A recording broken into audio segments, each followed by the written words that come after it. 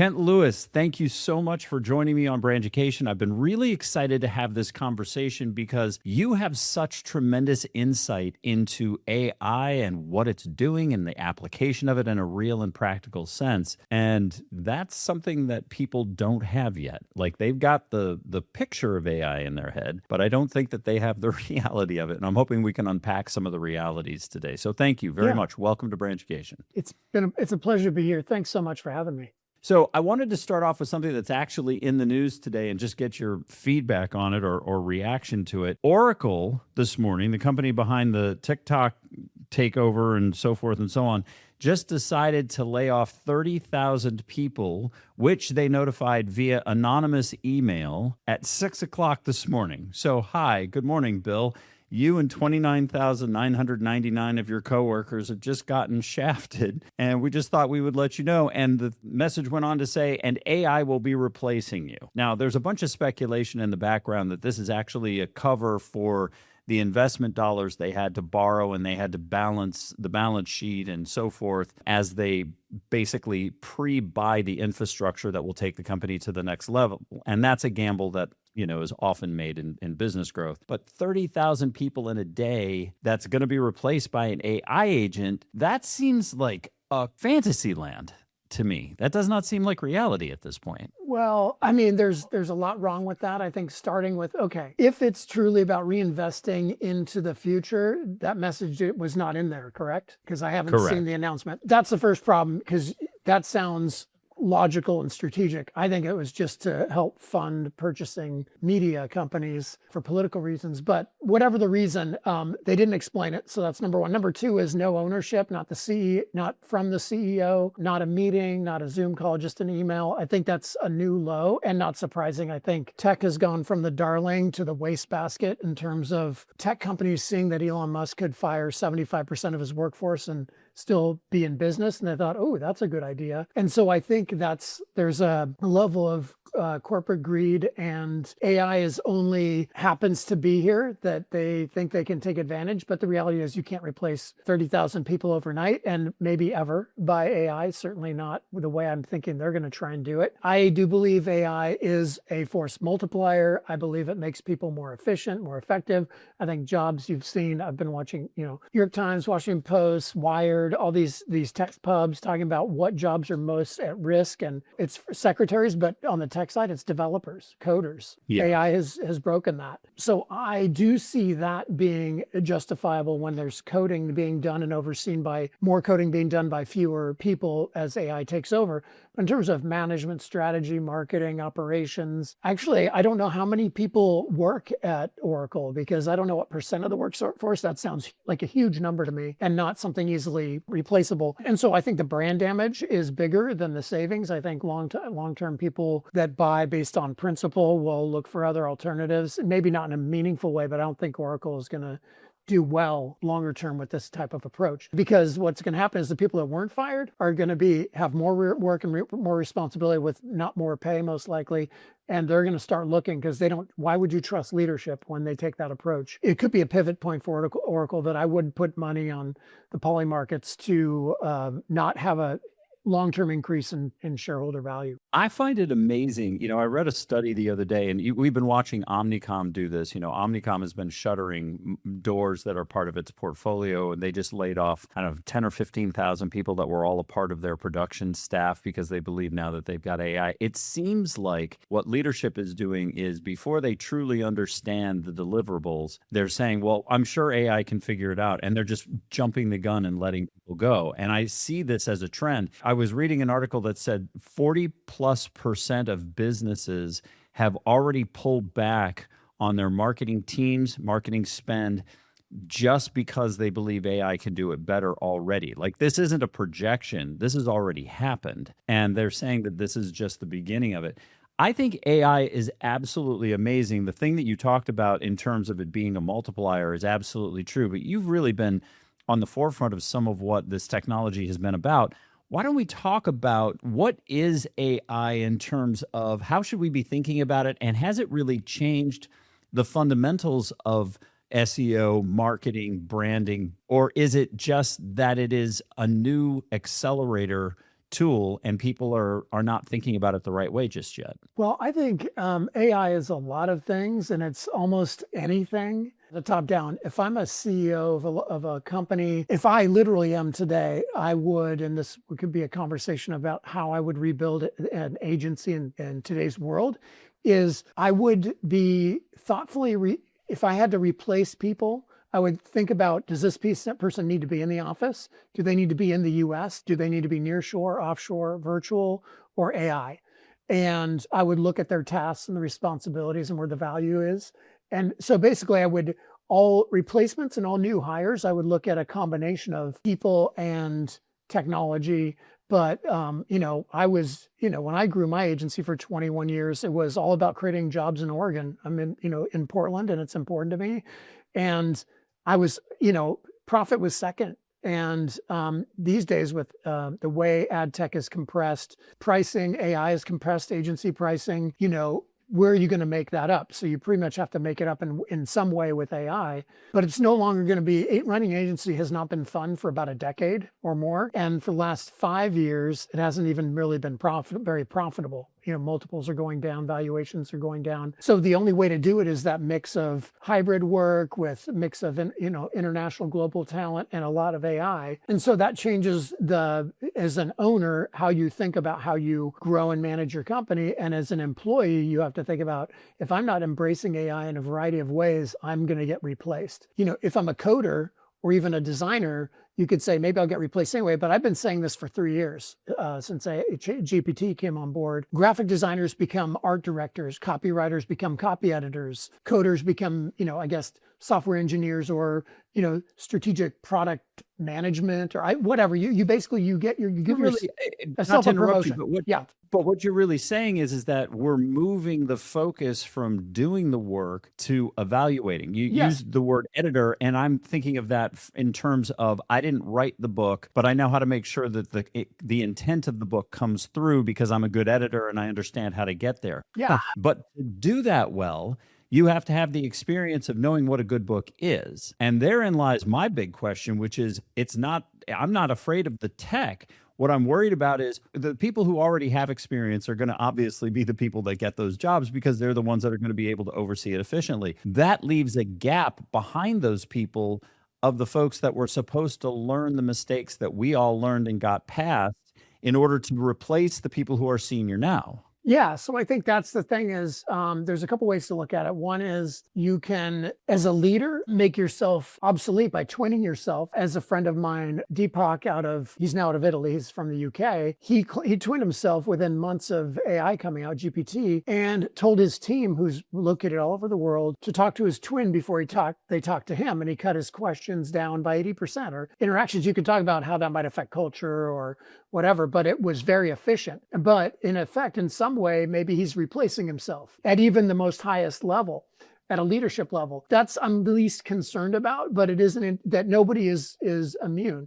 At the most junior level, if you can, the only way I see getting into companies, that the best way to get in is to be the great translator. It's not so much stringently about prompt engineering per se. It's understanding how AI works and how to integrate it in ways that teaches Gen Xers and boomers like me how to use it more effectively. So they're that translator, because there's going to be a bunch of new jobs that come out of AI, for compliance and integration and this, that, and the other. And I'm seeing requests like, I need somebody to help me integrate AI into my business. So that is an opportunity for junior people that lean in to have an expertise. Like I rode the internet wave just a few years after graduating, actually less than a year after graduating college. I was playing around the internet. Within 2 years, I was an internet expert. I would never say that, but others did.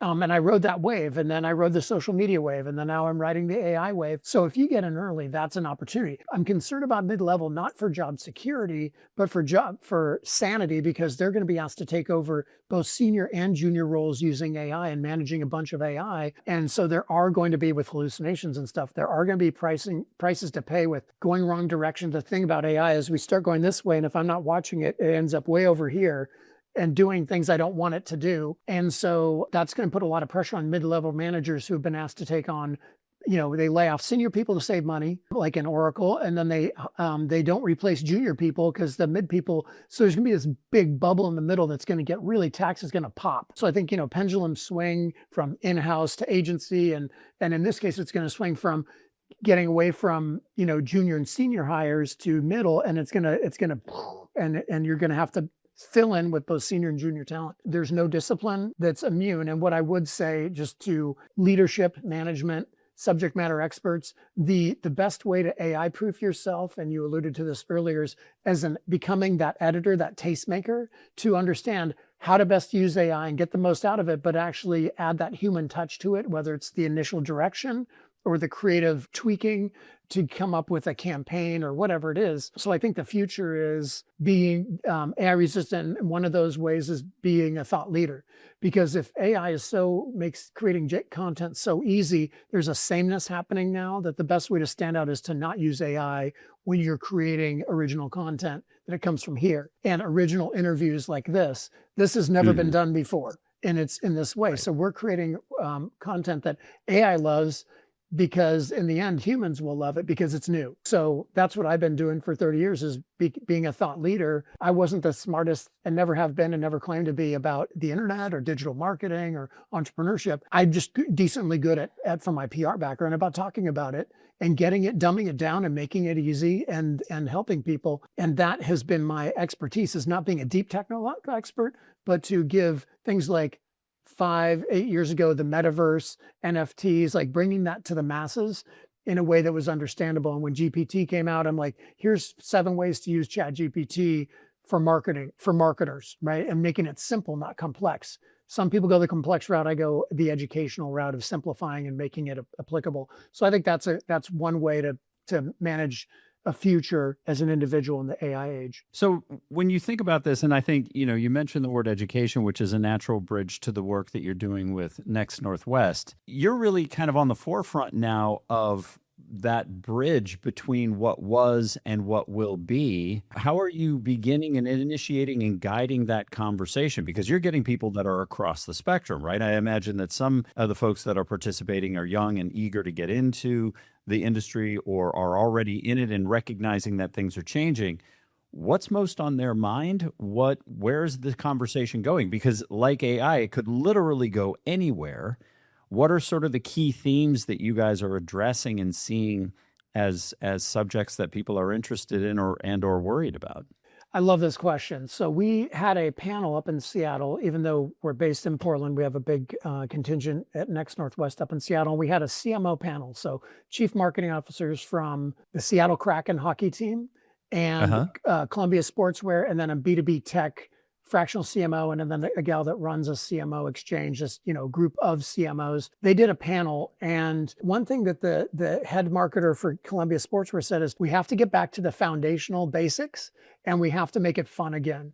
And also we have to be different, because there's a sameness going on in the creative world. So the challenge is, Columbia Sportswear is in our backyard here in Portland. And they were using the same local agencies. There's 3 agencies that really get outdoor and lifestyle.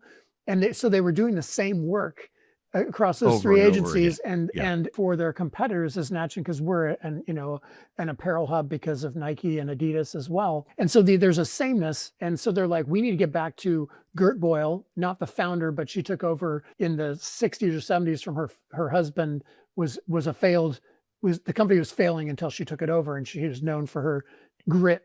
And so my point is, what he said is what I've been experiencing. We have something called the Cascadia Awards once a year, where we celebrate the work of all types, digital, analog, out of home, social media campaigns, whatever it is. And so what's interesting is we're coming full circle. I just met yesterday with the OMPA, is basically the motion picture group for Oregon. So bringing film to Oregon, right? And they had something called the Cascade Awards. This is 1993. Right. Okay. And it's, so you can kind of see, this is the program from the event, and the kind of the programs and the awards. And it's interesting to see, there's another program here from 1996. It was like hand illustrated, but these were like, best website, right? 1996. Right, yeah. And so I worked at these agencies when I first moved to Portland, and I knew this work. I knew these campaigns. What I feel is we need to get back to when working not Mad Men, not so far back where it's just philandering and alcoholism per se, but somewhere between now where it's all AI, revenue optimization, data centric, this and that. And that is, for very few people, is that actually fun, especially for owners and senior executives. I want to bring the fun back, and I want to bring, you have the answer behind you. No story, no glory. It's all about storytelling. So AI is really good at telling very bland, very predictable stories. I've been listening to on YouTube World War II histories retold by AI, and there's a sameness to them, and they're easy to listen to. They're very well said or narrated, but it's all AI, and so they're using the similar words. They're using some, right. There's a programmaticness to it, but so if I'm going to do it different, I'm going to do old handcrafted, hand hewn, planer with wood. Like, I think that's what we need to do is bring together the peanut butter and the chocolate of the new modern omnichannel, automated AI targeting, personalization, things that I've been promising to clients for 20 years, but is really truly here for the masses now as a marketer. And with the old fashioned, I know what I'm doing and I understand brand and experience and storytelling. And that's going to be where we want to go with our Cascadia Awards this year, is what's old is new again kind of thing. And I think that's what we need to do, is look at AI like, how can I use this in a way that keeps it fresh and current and gets, the low level stuff done, but adding that human element that keeps it fun and fresh, and the narrative is compelling. And that's whether it's a banner ad or a blog post or a podcast. I love the reference back to when advertising was fun. And I 100% align with the comment that you made about it hasn't been. Because really, if you look at it, and please tell me if you share a different opinion, CMOs became data people. I don't know when this happened exactly, but they stopped being marketing people and they started shepherding numbers. And when that happened, it all became about performance, which is looking backward. And therefore, when everything is looking backward about what performed or didn't perform, you're not building toward anything. You're trying to react to what happened in a moment. And when you lose the forward look, you can only drop down, because you're going to hit a performance equilibrium or a slide, and you're going to wind up saying, well, we're not performing. And that's going to lead you to some very dumb and predictable things like, well, we have to innovate, or we have to do, a price reduction to get numbers up or whatever. And every time that those combination of things happen to a business, they underperform every single time. Like, it is as predictable as the sun coming up. So I don't, that's one thing. The other thing is, I was having some fun. I'm going to be doing a podcast about this and a couple of articles. I had ChatGPT try to reimagine the Jeep brand. And my prompt on it was, we no longer want to do the gateway to adventure that we had done. We need something new and different. What would you have me be? And the response back was the most vanilla thing ever. It literally took all of the excitement and adventure about the Jeep brand out of it. It basically said, most people don't use their Jeeps to go off road, so we're going to change what adventure means to taking a different way home. Like, it brought it all the way down to that level of safety. There was no aspiration in it any longer. It was find a new way was the whole gist of the brand. And it literally stripped out of it anything that was fun and playful and adventurous. What it did instead was it said, this behavior is true, statistically speaking.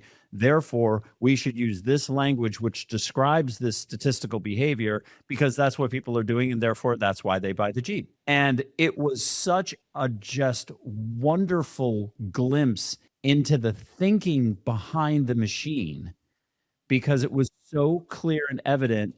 If this, then that. There was none of the emotional, intuitive jump that makes advertising wonderful and joyful and interesting. So you nailed it. And I think that's the challenge of, like, that came up from last year, this year's Super Bowl, is, I don't know if you saw that the response rate is, the differentiation between the iconic Super Bowl ads and everyday ads is now 0. It's 1-to-1.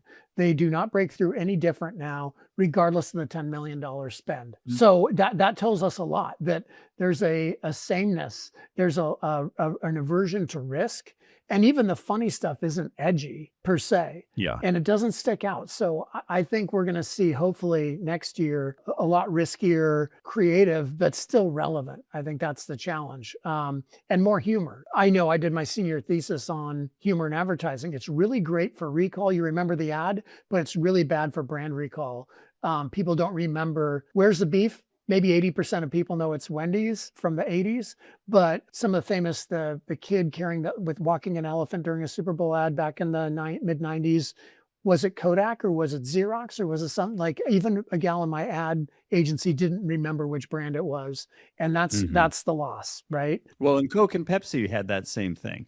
That famous ad where the two drivers of the delivery trucks go to the diner on Christmas Eve and decide to swap drinks, and nobody can remember, was that a Coke ad or a Pepsi ad?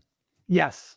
Yeah, exactly. Yeah. So, I think one of the smartest ads I saw was Super Bowl was Pepsi co-opting the polar bear, which was clever because you do associate the Coke with Santa and the polar bear. And for them to co-opt it was pretty smart. But you're right, when it's one futzing with the other, you can't remember which one it is, right? Anyway, but so I do think we agree. You can go to Maslow's hierarchy, but if you don't just do it, I don't know if you know the impetus behind the phrase, just do it.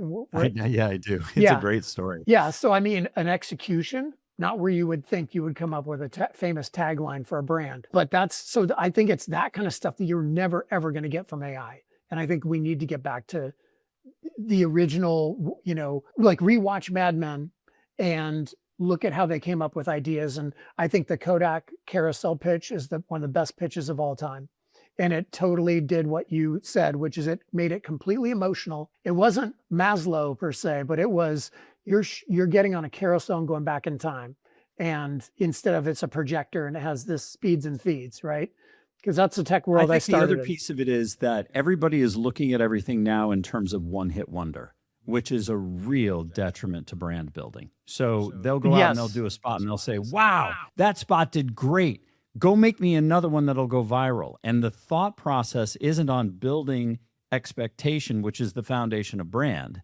What they're doing is they're trying to make sure that somebody reacted. And I've seen this happen with a number of brands. You might have been paying attention to Eau de Pine by Pine Sol, which became a big thing for about 5 minutes. And it was this very trippy kind of almost 70s, when I clean, not only am I cleaning my house, but I'm also cleaning my conscience, my soul. I'm cleaning myself as an individual because I'm making my environment clean. Literally lasted 2 months. And then it was gone, absolutely gone. How are you supposed to build brand when you're not doing anything that lasts the test of time? If Volvo had done that, no one would ever think of them as the safe car.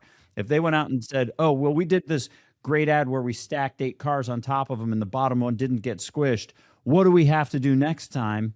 If they had thought about it that way, instead of saying, that was a great first step. Now let's continue it with something that supports the first step, and then let's do it again that supports the first and second step, and we're building towards an expectation set. The way people are looking at this now is all backward. What they're looking at is did it go viral? Did it get a number of people watching it? That's not always the thing that is necessary. Well, you bring up a really good point. We did a branding. Olivier Egli is a Swiss brand strategist that worked for Red Bull and some other luxury brands out of Switzerland, and then randomly moved to Portland. And I met him, and he did a brand workshop, brand magnetism. Basically, it's that concept that came up, 20 years ago, fire your worst customers kind of thing. I don't know if it was Best Buy or Circuit City or whatever. That may not have saved Circuit City, but what he said was he worked for BMW and Mercedes and Audi and all these automotive brands, and then watch brands, right? And watch brands are more like perfume brands. There's an aspiration to having it's a statement, right? To have a Rolex versus an Omega versus a Swatch. And so what he said was, BMW, as an example, and I have more than one, is that I find them to be the best driving daily drivers, and you can go out on the track if you want. And also, it's more in my price range than a Porsche, which is cool, but far less practical, or it's $200,000. Be that as it may. What they did is they hired all these MBAs from Ivy League schools, and it's all about problem number one for large brands is shareholder value versus customer centric, satisfaction. Yeah. And number two is they get more obsessed with the competitors because of all this SWOT analysis and Pam, Tam, Sam, all this stuff. They're doing all this analysis. And so BMW was like, we just have to be 20% better than Audi. They're two totally different brands with two different purposes and origin stories. And so he's a big BMW fan. He's like, we need to get back to the ultimate driving machine. VW, more playful, drivers wanted. Like it's a utilitarian car, and sometimes they lie on their fuel efficiency or their whatevers, but well-built cars, right? But you're right, Volvo has not veered off their path of safety. And Porsche going EV may have backfired a little bit, but they also got a little away from their core and have suffered. So if the brands go back to throw out all of that and go back to what matters, I think it's best in long term. But my son he's getting his business degree with a marketing concentration, following my path. That's exactly what I did.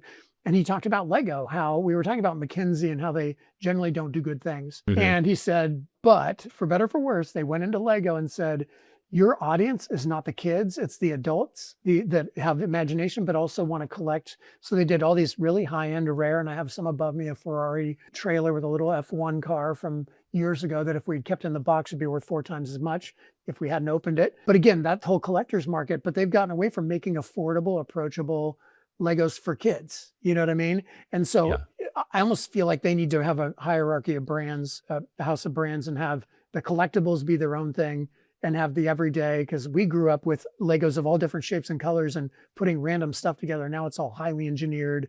You put it together, you don't play with it because it will reduce the value. So it's almost taken the play out of Lego, and Lego is the play brand. So my favorite Lego ad ever was the one that had a single block standing and the shadow was a dinosaur. Or, it was like these things, and then the shadow was the thing that the kids saw in their imagination. And I agree with you. It's funny. This conversation began thinking about AI, but in reality, what I think we're really exposing here is that the more we go to tools and numbers and output and whatever, the further away we get from the one thing that holds marketing together and makes it work in the first place, which is the same thing that makes comedy work. Reflecting the human condition in a way that shows people we get you and we want to help change your circumstance for the better. At the end of the day, that fundamental structure of marketing is the only thing that matters and has ever mattered. Because if I, as an individual, whether I'm in a B2B environment or a B2C environment, don't see an advantage, right? And I kind of, my own personal way of talking about this is we are in one of two states at all times. We are either trying to achieve something or avoid something, and we're always looking for whatever will be an advantage. If you take that understanding of human nature that we're wired to do that, to seek that advantage, then once upon a time there was a 3-speed blender with a quick release lid for easy cleaning will never be a story that anyone will ever adopt. Because there's no room in them to see themselves in it. And I think until MBA mentality adopts this reality, and until the data people take their rightful place again as recording what happened rather than suggesting what should happen, we're going to wind up in the exact same spiral.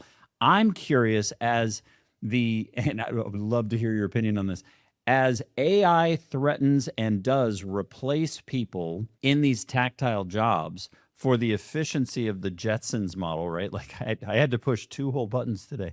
Like when you think about that, how long will it take senior leadership to realize that they have literally pulled the guts out of their brand? I am super curious to see, or is it just that they are riding out until the numbers disappear? And as far as they're concerned, it was nothing more than a ride to the top or bottom of the performance of the business in the first place. So you bring up a couple really good points. One is, let's go full circle, as you just did, back to AI. I think your Lego recall of the ad with the simple building block with a shadow of whatever you can imagine is the perfect encompassment of what AI is. It's whatever you want it to be. On the plus side, on the minus side, it's this really, it should be the shadow of a crutch.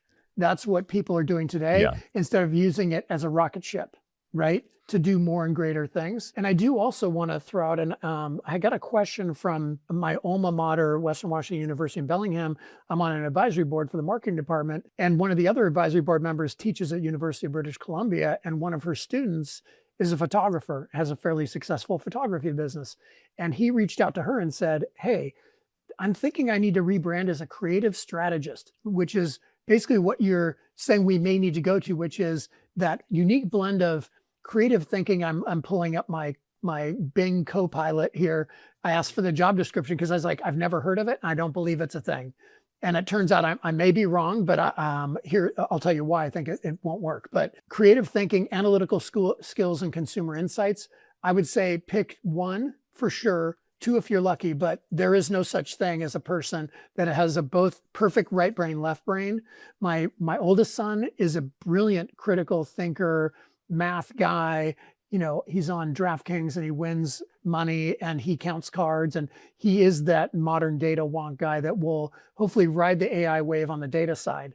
My youngest son is the opposite, creative artist. He cuts hair. He's going to be AI resistant because he may or may not, but if he does, I fully support. If you want to go to beauty school, I would suggest hopefully do it after college for a variety of reasons, but cut hair the rest of your life. That's awesome.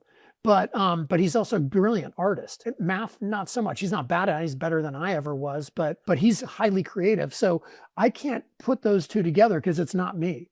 You know, I could say I'm actually spun towards creative, and I've hired great numbers people to help validate my vision or execute on things.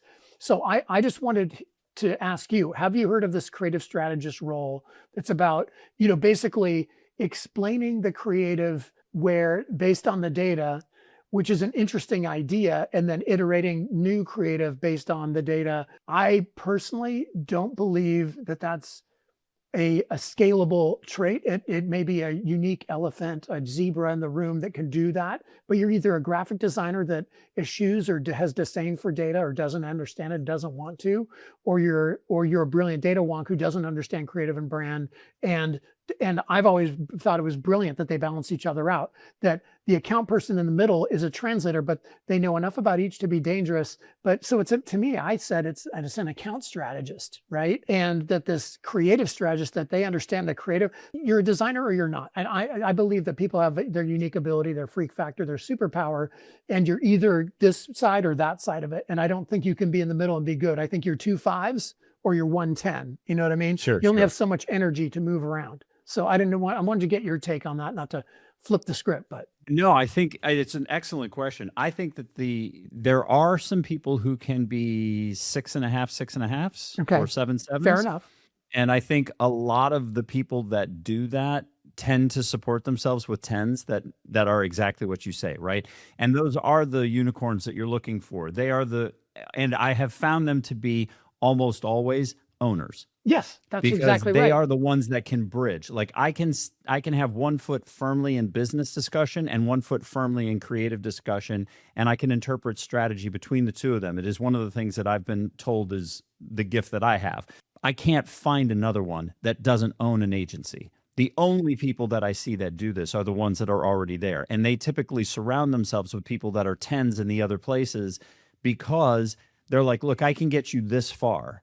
Like I see the vision, I understand where we're going, I see where the opportunity is, and then they hand it to somebody who goes, oh, no, you saw part of the vision, but let me show you the rest of it. Like this was the part of the vision you missed, and they can just take it and run with it. So I think agencies are going to pivot. I think what's going to happen is that agencies are going to shrink. It's already happening. They're going to shrink down to what's left, which are the strategic thinkers. And then you're going to have implementers, and those implementers, to the point you made earlier, are going to be phenomenal at how to prompt to get the right copy, or phenomenal editors that say, I wrote this copy, now GPT or whatever is going to help me make this stronger until I get it to the place I want it to go, but crafted and molded like I was shaping clay until I get it where I need it to be. I think agencies will become fractional chief brand officers or chief marketing officers or chief strategy officers, which will be hired as micro units to come in, help the team understand where the opportunity and the thinking should be, and then ride shotgun to ensure that they don't go afield. I think we're going to have to go through that very uncomfortable landscape to get back to the thing that you described at the beginning, which is making marketing fun again. I think everyone is so excited about AI and they're so convinced that it's going to work, even if they understand in the back of their minds that it can't do what they think it can. The mysticism about it's just around the corner, it's just around the corner is the same mentality that gets people to buy performance marketing after it's cash negative, right? Like I could buy my audience when I used to put in 50 cents and get $2 out. Then I put in $1 to make $2. Then it was $1.75 to get $2. And now all of a sudden I'm paying $2.50 to get $2. But it used to work. And if it's just around the corner, if I just buy a little more, I'm going to get back to that high that I had the first time. It's very, very similar to addiction. I think the same notion is happening now with AI. It's going to solve the problem. And if I just ride it out, I might have some temporary pain now, but eventually I'm going to get that thing that I've been looking for. And I think what's going to happen is that the agencies are going to reduce. You're going to have people that are pockets of specialty capacity. The people that are the thing that you just described, this group that can stand between the different audience sets will find themselves as resources in a fractional capacity. They'll probably have multiple fractional clients, just like a fractional CMO does. Well, they'll go in and they'll say, okay, listen, you guys are parity or commodity right now. This is what you would have to do in order to get to that next place. I have a couple of specialty people I can bring in to do this job. They will look at it as project and initiative based. Those things will happen. And then some form of AI or internal team or person running AI will try to continue to make it work. And the fractional CEO's job is to say, no, that's off message, or no, that's not going the way you want it, or here's what you're not doing in terms of how you're implementing. And I think until that thing proves that it doesn't work because it's not efficient, which we all know in the front half, but they haven't learned yet, until they go through that education curve and go, it's just not working. Why isn't it working? That's the moment where education becomes possible, because that's the moment when the spell breaks and they go, it's not getting there. It's not doing its thing. I can't get it to be funny. I can't get it to be consistent. I can't get it to give me something original. Help me. Why isn't this working? And you say, well, the reason is because you took people out of it. You took away the ability to have an instinct. You took away the ability to say, these two things shouldn't belong together. But if we do it, you get this expectation twist that's so wonderful. And I think that that's what's made marketing so phenomenal in the past. If you look at Liquid Death's campaign, where they do the goth makeup kit that they did with Elf makeup, and you've got these girls that are living in clearly like suburbia cul-de-sac, right? It's like Mitzi and Bitsy in their blonde hair and they pigtails and the whole thing. But they've got this like Kiss makeup on, and in walks Glothar, right? The thing that's so delightful about that is the expectation twist. I expected that the makeup ad would be like everything that I have ever seen. You took these two things that had nothing to do with each other. This goth heavy metal rocker over here and this cul-de-sac girl set of friends over here, and you mashed them together. And then on top of that, you took a love story and you wrapped the whole thing in a candy-coated shell of one of the girls is actually the daughter of the rock star because the mom went to a concert a number of years ago and had a fling with the rock star. None of that is what you expected to happen. That's the beauty of what makes that concept work, is that you never saw the end coming, because it's not Hollywood. It's not, okay, Matthew McConaughey is going to realize that everything is okay, and he's going to say the one thing that's going to make it work, and he's going to ride up on his motorcycle, he's going to take the girl away, or whatever. Like, that's what we all expect will happen. But the delight is in the unexpected. The delight is in the great performance of, I never saw that coming. Yep. And GPT can't do that. AI can't do that. No, it really can't. And I think the epitome of that is, the Simpsons humor. The darker side would be Family Guy. But I worked on a movie. The movie and the music industry are broken, among other industries, in terms of how do independent artists get their content seen or heard, whether it's music or movies, because the system is broken. So there's a former radio guy that has a character called Squeezy Jibs, and he actually I like the name. he made a movie, a good movie about making a bad movie. And so it's not the disaster artist, because he's intentionally right. He's a character. He's not a real person. But Yeah. Squeezy Jibs is a persona that this guy developed, and he's been on social for over a decade as this person that he developed, Squeezy Jibs.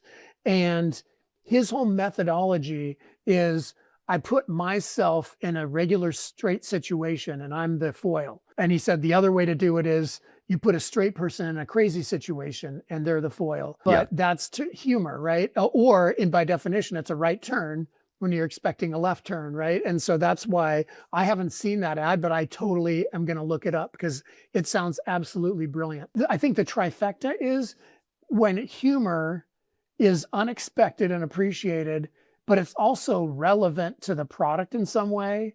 And then you tie it in, like you said, so makeup is makeup. There's no more memorable like a guar or a kiss or whatever, that the most iconic use of makeup of all time that is recognizable around the world. Totally brilliant. And then if you tie a love story to it, like who doesn't love that, right? So I haven't even seen that, but it sounds like they kind of hit the trifecta, right? At each different level, from the product level to the emotional level. And I think that's what, bottom line, that's what Columbia Sportswear is going to go back to. And I think that's what's going to make their ads really differentiate, because they're the only one with the hardcore grandmother that literally in real life, somebody attempted to kidnap her and she fought them off in her late 70s. Like, unreal. It's almost like they created that story because it's so true to brand, but it was, thankfully not tragic, but it was ridiculous and unfortunate, and she kicked their ass. So she's not with us anymore, but what an icon, and what a smart thing to do is go back to those fundamentals with any brand. And it doesn't have to be an action lifestyle brand. It can be ketchup, right? Like, from my marketing class, I remember, Heinz and Heinz 57, the first batch came out with the wrong formula. So it was stuck in the bottle and they didn't know what to do. So they came up with anticipation. And then it became a differentiator that now if your ketchup's runny, you don't like it. Up until now, artisan ketchup's a thing, last 10, 15 years. But they differentiated based on a mistake. What a brilliant pivot. And so I think any brand can lean into a joke, lean into a mistake, own it, which doesn't seem to be a thing today in politics. But I find as a leader and as an owner, when I leaned into mistakes or errors, it built trust, it built respect. And when I see others avoiding it, I have no respect and no trust. And so I think brands need to own when they do dumb shit like Oracle just did. And I think they are not going to do it. But if they were to come and say, we totally effed up, and here's how we could have done it better, and here's what we're going to do moving forward, they could save like 10% of their brand on that, but they're not going to do it because they think they're doing the right thing. Ken, as we pull this thing to a close, and I want to thank you for a genuinely phenomenal conversation on where things are going. Businesses that are looking at AI, give us just a couple, 2, 3 things to kind of pay attention to, watch out for, as they think about adoption and implementation? Yeah, so I guess my take on AI would be, I find it to be great at, and again, I'm thinking it as an owner, as a fractional CMO or executive director of Next Northwest, and thinking of my son that'll be graduating from college and next year, is AI is great at some ideation. I believe it's a directionality thing, not the solve. But for instance, we did a April Fool's prank today for the city of Portland as a teaser for our upcoming Brand Portland panel in May. Is we came up with this concept, influencer parking spaces in downtown Portland. And you have to have over 50,000 followers and be able to take a photo of a latte, perfect photo of a latte. And the thing is, ChatGPT came up with that idea along with 3 others. And I had others vote and I added in my own. They didn't like my idea as much as they liked that one. And again, putting a goofy guy, that one of our influencers, in what seems like a straight situation, but it's April Fool's, right? So it doesn't exist. I guess my point is, I think it can be great for ideation. You can use it for research and validation. But what I am seeing, I have an undisclosed person that's a consultant to agencies that has pitched doing a presentation with us. And he sent me a couple articles from his blog, and Claxon's the one I like the best. I was like, that is such an AI article. So I called him out and I said, this looks AI to me. And I didn't put it through any agents or filters. And he's like, no, we go through a lot of trouble we may use AI in some part, but it's definitely human touch. I was like, So because he called it out and said, I put it through an AI filter, copy leaks, and it was 100% AI. And I trust copy leaks. And I was like, dude, this is literally 100% AI. So either you write just like AI or it is AI, but either way, I'm not going to touch this thing. We need to do something real. So what I did is I used AI to pull 5 questions out of that article.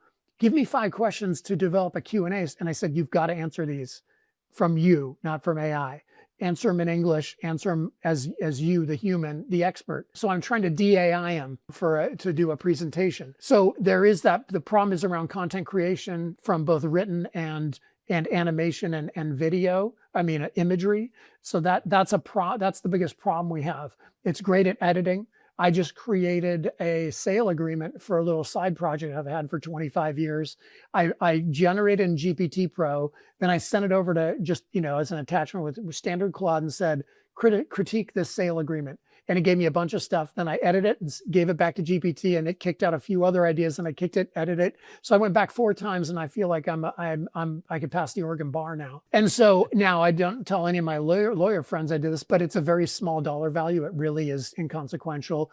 I would definitely use an attorney moving forward, but even attorneys are like, whoa, we got to figure this out, because literally AI can pass the bar. So I think and then reporting. Like, I literally had one of my clients, I use a partner of ours, Gravitate, that's really great at digital marketing. Their team is fantastic. I ran their month-end report through AI and said, tell me, what are we missing? What can we get? What else can we glean out of this report? And now I've said, you need to make the standard procedure is run your reports through AI to make sure you haven't missed anything, there are no errors, that you have maximum insights. But my important thing to leave people with is, when it comes to being a thought leader, when it comes to the difference between a crutch and a rocket ship, is that I will use, if I run an AI, like, give me ideas, fine, but I will write something on my own, then I will look at the AI, or then I will run it through for edits, but I will not try to edit AI, because you can't take the AI out of AI.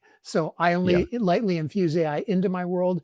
And if I'm writing for a third party, I will only use human hands and fingers. So I think it can be used in a lot of different things. We have some really cool partners at Next Northwest, like Data Speaks and Stack Adapt and Viant and others, that are using AI in brilliant ways to basically, back to who's getting replaced. It feels like media planners are getting replaced. They would say, if you're smart, if I'm a media planner, I'm saying, now I can do way more work and do even better stuff. But literally, what we used to pay the media planners back in the Mad Men days had all the control. They controlled all the money, right, with their ad buys.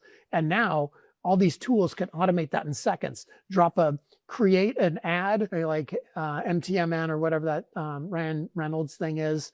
Create and place ads like boom, boom, boom. And that's both scary, and it's really amazing for small businesses that don't have money for agencies. So I'm glad I sold my agency when I did, because I would be having a lot of sleepless nights trying to figure out, where is my value prop, for my clients. Ken, thank you so very much for being on with me today. This has been a fantastic conversation. If people want to get in touch with you and learn a little bit more about you or any of the programs that you're in, where can they find you? So my day job as executive director at Next Northwest is nextnw.org, and that's a creative community for the Pacific Northwest. We do educational events, and we have fun events, social networking events, and we have a big award ceremony in June called Cascadia Awards. So if you're in the Pacific Northwest, check that out. And then if you just want to learn more about me, just go to kentjlewis.com, and links to all my writing and my speaking and my LinkedIn profile. Connect with me on LinkedIn. I'm just literally at /Kent Lewis. I'm one of the OGs, one of the early users that has a great URL from LinkedIn. So thank you so much for having me. It's been a real pleasure, Bill. This has been awesome. Thanks you.